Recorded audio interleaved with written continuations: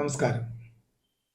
സാമ്പത്തിക വർഷം 2024-25 income tax റിട്ടേണുമായി ബന്ധപ്പെട്ട് ചില പുതിയ വിവരങ്ങളാണ് ഈ വീഡിയോയിൽ ഞാൻ നിങ്ങളുമായി ഷെയർ ചെയ്യുന്നത്.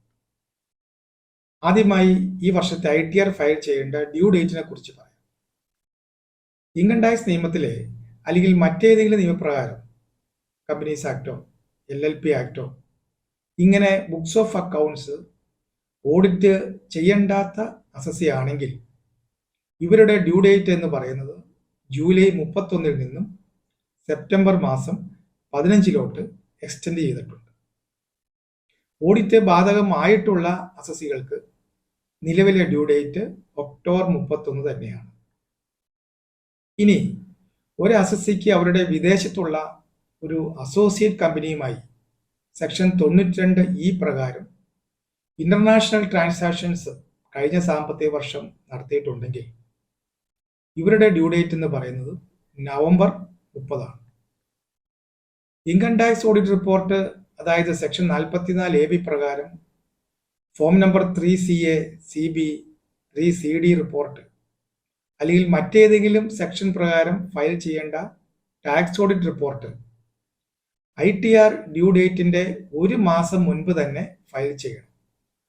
അതായത് ഒക്ടോബർ 31 ഡ്യൂ ഡേറ്റ് ഉള്ള അസസി ഓഡിറ്റ് റിപ്പോർട്ട് സെപ്റ്റംബർ 30 മുൻപായി തന്നെ ഫയൽ ചെയ്യണമെന്ന് ചുരുക്കം. ഈ വർഷം നോട്ടിഫൈ ചെയ്ത ഇൻകം ടാക്സ് ഫോമുകളിലെ വിപുലമായ മാറ്റങ്ങൾ കാരണം ITR യൂട്ടിലിറ്റികളുടെ സിസ്റ്റം അപ്ഡേറ്റിന് സമയം വേണ്ടതുകൊണ്ടുമാണ് ഈ ഡ്യൂ ഡേറ്റിൽ മാറ്റം വരുത്തിയിട്ടുള്ളത്. ഇപ്പോൾ നിലവിൽ ITR ഫോം നമ്പർ 1ഉം ITR ഫോം നമ്പർ 4ഉം മാത്രമാണ് ഫയൽ ചെയ്യുവാനായി പോർട്ടലിൽ അവൈലബിൾ ആയിട്ടുള്ളൂ. സാലറി, പെൻഷൻ, ഇൻട്രസ്റ്റ്, ഒരു ഹൗസ് പ്രോപ്പർട്ടി ഇൻകം മാത്രമുള്ളവർക്കാണ് ITR 1 ആപ്ലിക്കബിൾ ആയിട്ടുള്ളത്. ഈ വർഷം ഇതിൽ ഒരു ചേഞ്ച് ഉള്ളത് 1.25 ലക്ഷം രൂപ വരെ ഷെയർ ട്രേഡിലൂടെ ക്യാപിറ്റൽ ഗെയിൻ ഉള്ളവർക്കും ഈ ഫോമിൽ തന്നെ ഫയൽ ചെയ്യാം.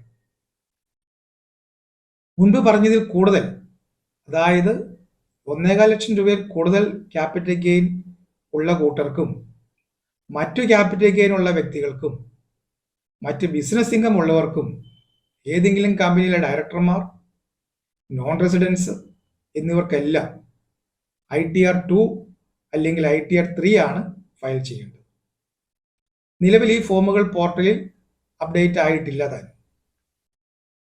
അത് പോർട്ടലിൽ അപ്ഡേറ്റ് ആകുന്ന മുറയ്ക്ക് റിട്ടേൺ ഫയൽ ചെയ്യാവുന്നതാണ്. ITR 1ഉം ITR 3ഉം കുറച്ചുകൂടി കോംപ്ലക്സ് ആയതുകൊണ്ടും ഫയൽ ചെയ്യുവാൻ കൂടുതൽ സമയം വേണ്ടതുകൊണ്ടും ചെറിയ രീതിയിൽ ട്രേഡ് ചെയ്യുന്നവർക്ക് എളുപ്പത്തിൽ റിട്ടേൺ ഫയൽ ചെയ്യുവാനാണ് ഈ പറഞ്ഞ 1.25 ലക്ഷം രൂപ വരെ ഗെയിൻ ഉള്ളവർക്ക് ITR 1ൽ തന്നെ ഫയൽ ചെയ്യുവാനുള്ള ഫെസിലിറ്റി ഇപ്പോൾ ഗവൺമെന്റ് തന്നിരിക്കുന്നത്. ട്രേഡിംഗിലെ ലോസ് ക്യാരി ഫോർവേഡ് ചെയ്യുന്നവരും എല്ലാം ITR 2ലോ അല്ലെങ്കിൽ 3ലോ വേണം ഫയൽ ചെയ്യുവാൻ. ഇനി പ്രസംപ്റ്റീവ് സ്കീം ഓപ്റ്റ് ചെയ്യുന്ന ബിസിനസ്സുകൾ അല്ലെങ്കിൽ പ്രൊഫഷണലുകൾ എന്നിവർക്കാണ് ITR 4 ആപ്ലിക്കബിൾ ആയിട്ടുള്ളത്. ഈ സ്കീം ഓപ്റ്റ് ചെയ്യുന്ന ബിസിനസ്സുകാർ വിറ്റുവരവിൻ്റെ 6% അല്ലെങ്കിൽ 8% ഇൻകം കണക്കാക്കി റിപ്പോർട്ട് ചെയ്യണം.